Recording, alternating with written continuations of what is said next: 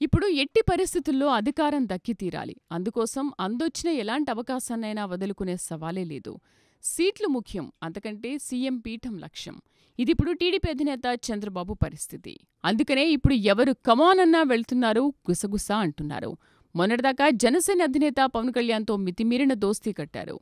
కలిసి పోటీ చేద్దామని పవన్ అన్నారు. పవన్ అన్నారా, ఆయనతో ఎవరైనా అనిపించారా అన్నది కూడా మరో లాజికల్ పాయింట్.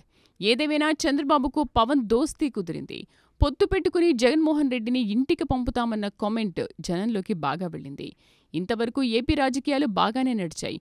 ఆ తర్వాతే సీన్ మారినట్లు కనిపిస్తోంది. ఎందుకంటే బెంగళూరులో Chandrababu Naidu, Karnataka deputy CM DK Shivakumar ఎయిర్పోర్ట్లో అనూహ్యంగా కలిశారు.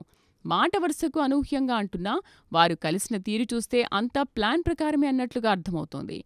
ఎందుకంటే ఇద్దరూ ఒకరికి ఒకరు హాయ్ చెప్పుకున్న తర్వాత సెక్యూరిటీని పక్కకు జరిపి దూరంగా వెళ్లారు. కొద్దిసేపు అంతా గుసగుస, తర్వాత ఎవరి దారి వాళ్లదే.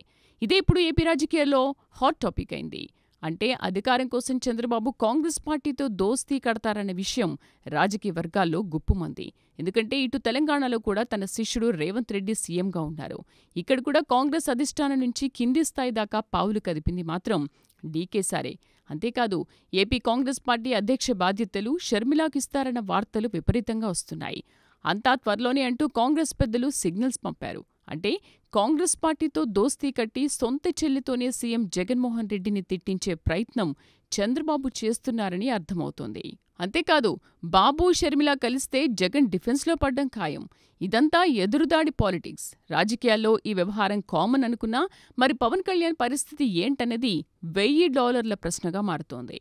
బీజేపీ అధిష్టానంతో ఓ దశలో చంద్రబాబు కోసం తగాదా పడిన పవన్ తాజా పరిస్థితితో ఇబ్బంది పడ్డం ఖాయంగా కనిపిస్తోంది.